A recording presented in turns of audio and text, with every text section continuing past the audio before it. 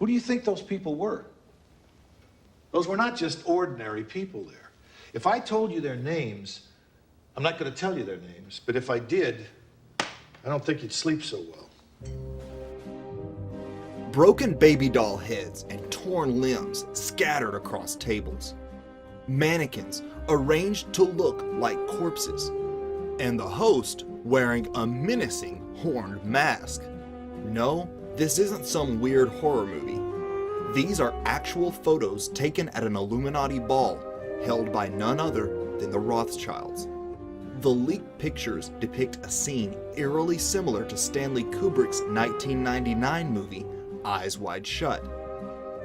Had Kubrick himself been a witness to these elite mansion parties? Kubrick died just days after showing his film to the studio, and many believe he was killed for his daring expose. And what was in the mysterious 24 minutes the studio cut from the film after his death? And he died a day after refusing to cut 24 minutes of it. Well, they cut it. You better believe they cut out of this film. From ancient Luciferian rituals to cannibalism and human sacrifice, what really goes on at these elite mansion parties? Brace yourselves as we enter the real Eyes Wide Shut.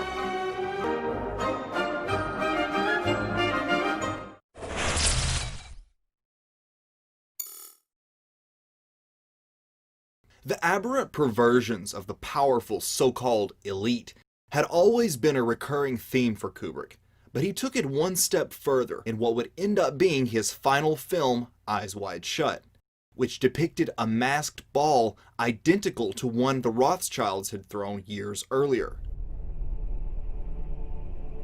The year was 1972, and the Rothschild mansion outside of Paris looked like it was in flames. Huge flickering orange lights projected a fiery inferno across the main edifice. It was all part of the preparation for a masked ball they were hosting, and the guest list read like a who's who of the Illuminati. Artists, fashion designers, celebrities, and royalty were greeted by men in cat masks who guided them to the main room, where Marie Helen de Rothschild waited, wearing an elaborate deer head mask with ornate horns jutting from the top. Horned masks have historically been part of ancient pagan rituals. The invites were written backwards and required a mirror to read, reflecting Satanist Aleister Crowley's edict to do everything backwards. Creepy photos taken from the event have surfaced which show their bizarre costumes and questionable decoration. Baby dolls strewn on tables as part of the decor, demonstrating their hatred for humanity. Audrey Hepburn and another attendee wore birdcage masks, signifying MK Ultra mind control. Perhaps the weirdest picture is of men gathered around a nude female effigy, laid out on what looks to be some type of sacrificial altar. Notice the similarities to Marina Abramovic's cannibalistic cake parties, attended by the Hollywood elite, and scenes from music videos such as Katy Perry's creepy Bon Appetit. One rumor even suggested the female body was made of sugar and was actually edible. The menu from this strange event also hints at a cannibalistic undertone.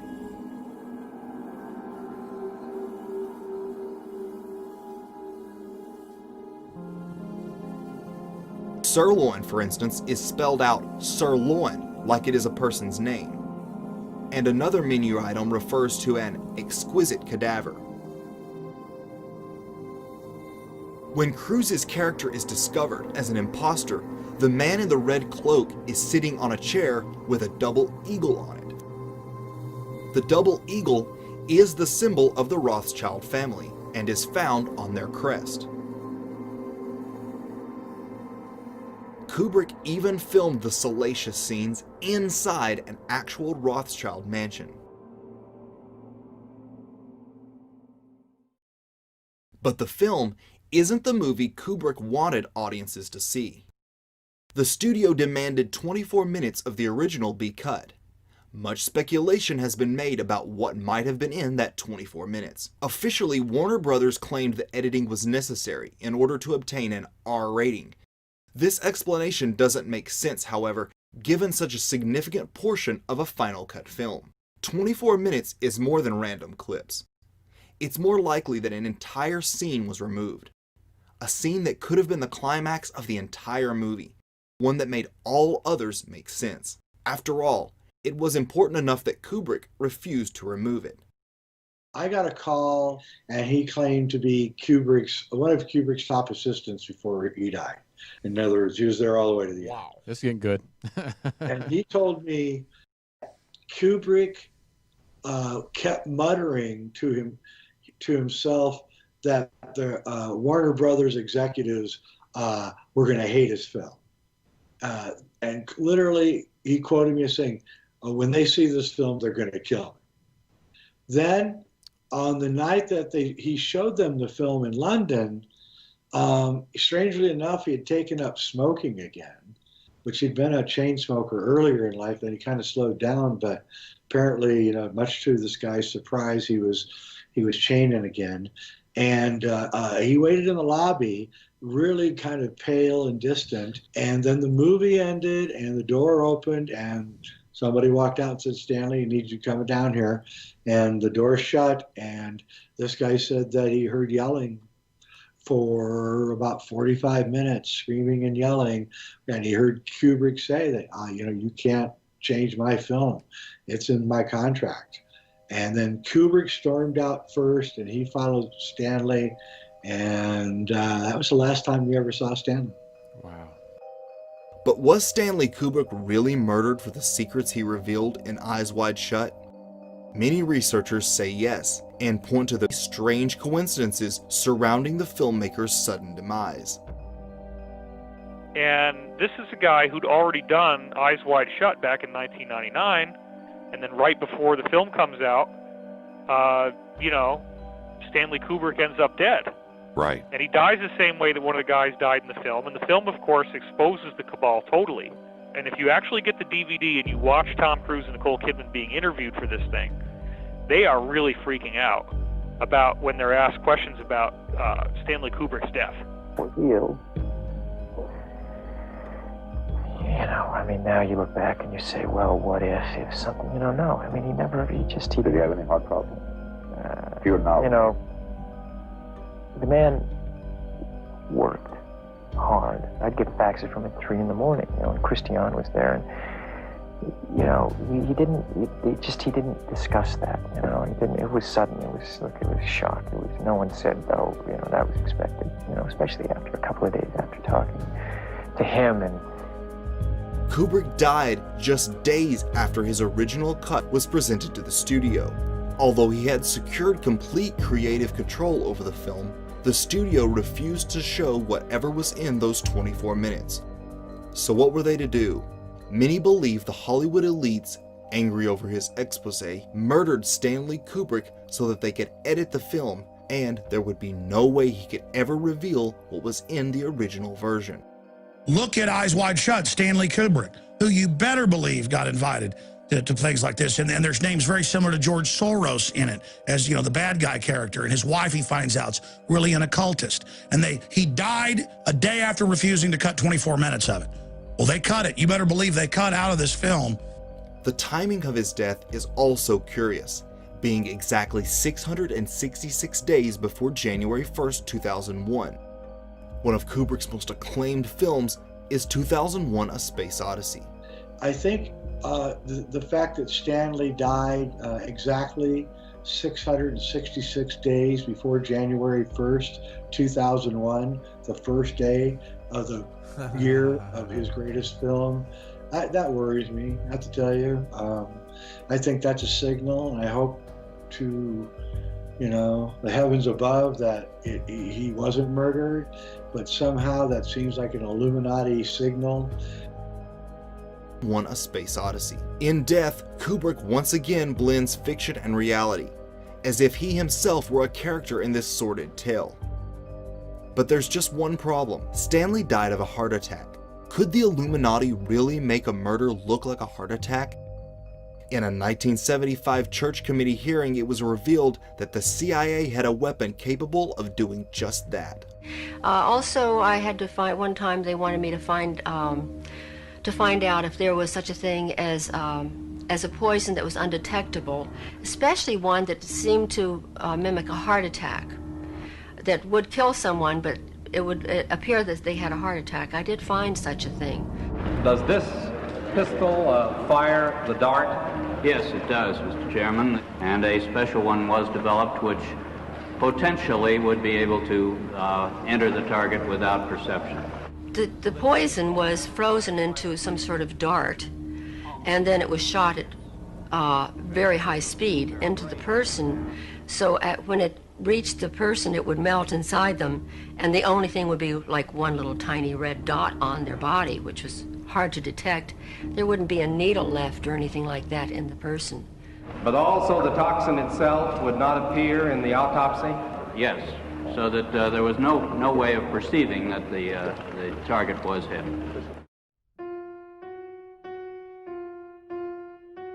What else did Kubrick show in those 24 minutes?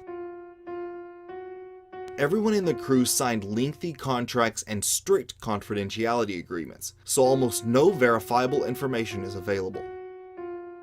However, most rumors contend that it had something to do with the shocking Illuminati mansion party. This type of event actually dates back to ancient times, such as the Greek and Roman Bacchanalia festival, which involved masked orgies as part of the invocation of pagan gods. The old-moneyed European aristocrats have been secretly attending such events for hundreds of years.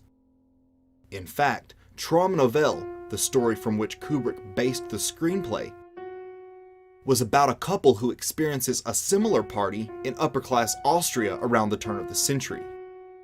Austria is near the Bavarian region of Germany, where the original Bavarian Illuminati was founded. Alice is seduced by a hypnotic older gentleman who introduces himself as Sandor Savost, which many believe to be a reference to Anton Sandor LaVey, founder and high priest of the Church of Satan. One of the mysterious women who leads Bill off introduces herself as Nawala Windsor. Do you know Nawala Windsor? Alluding to British royalty and their association with the Cabal.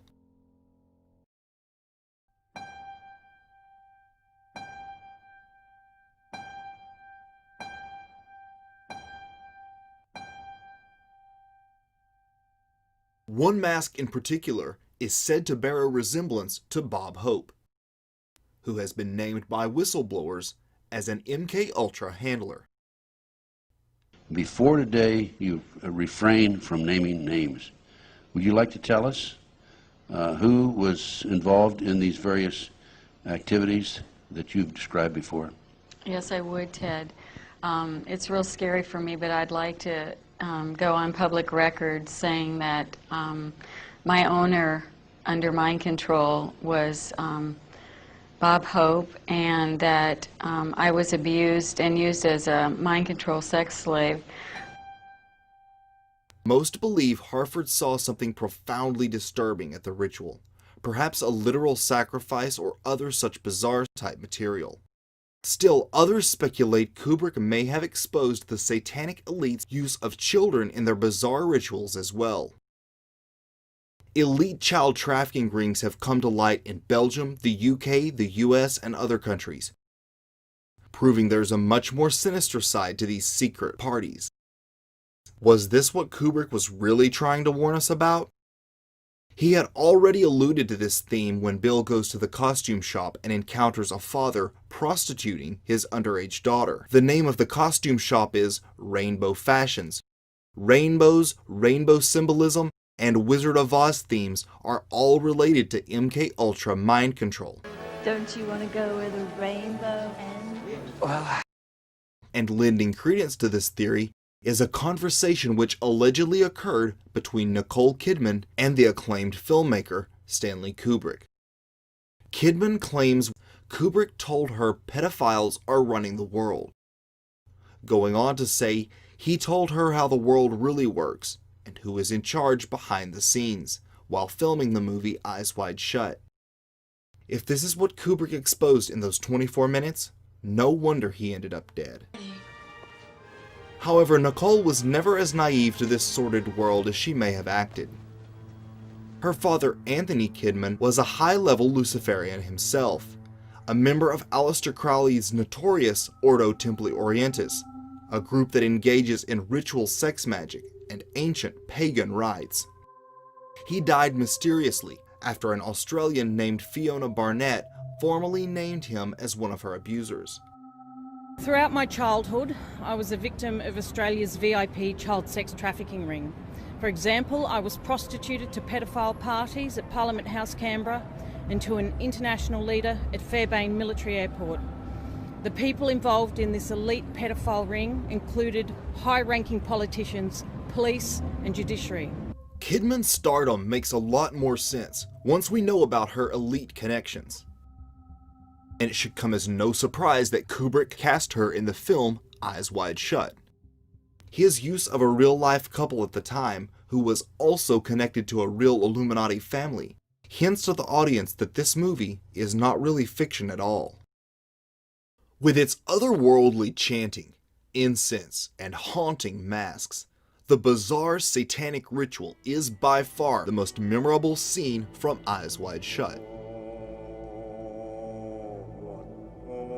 For the first time ever, viewers were taken into the inner sanctum and shown the sex magic rituals of the Luciferian elite.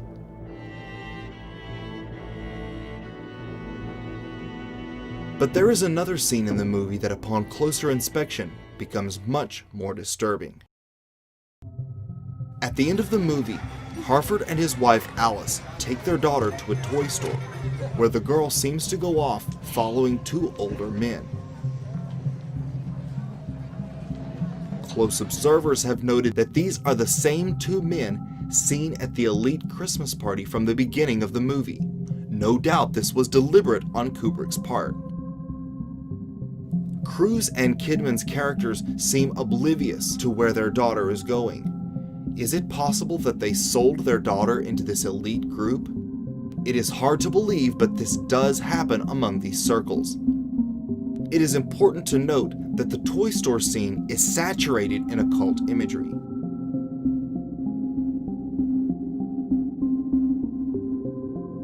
From the stars everywhere in the background to a conspicuously placed board game called Magic Circle, which references the circle used in real black magic, like the circle seen at the ritual party. As they enter the toy store, the girl points out a black antique-looking baby carriage. Exactly like the iconic one used in the movie Rosemary's Baby, in which a couple sacrifices their firstborn to an upper-class satanic cult in order to advance their status. Also notice the stuffed tigers in the foreground as the girl walks towards the two men. This is the same stuffed tiger found on the bed of the prostitute Bill sees earlier in the movie. The choice of a tiger as the stuffed animal is an obvious reference to MK Ultra beta programming, also known as sex kitten programming, which begins at a young age. Nothing on camera in a movie like this is happenstance. Everything is meticulously chosen and positioned, especially with a Kubrick film. For those with eyes that are wide open, the signs are clear. The Harfords never really escaped the cult, and their daughter is being led like a lamb to slaughter into its arms.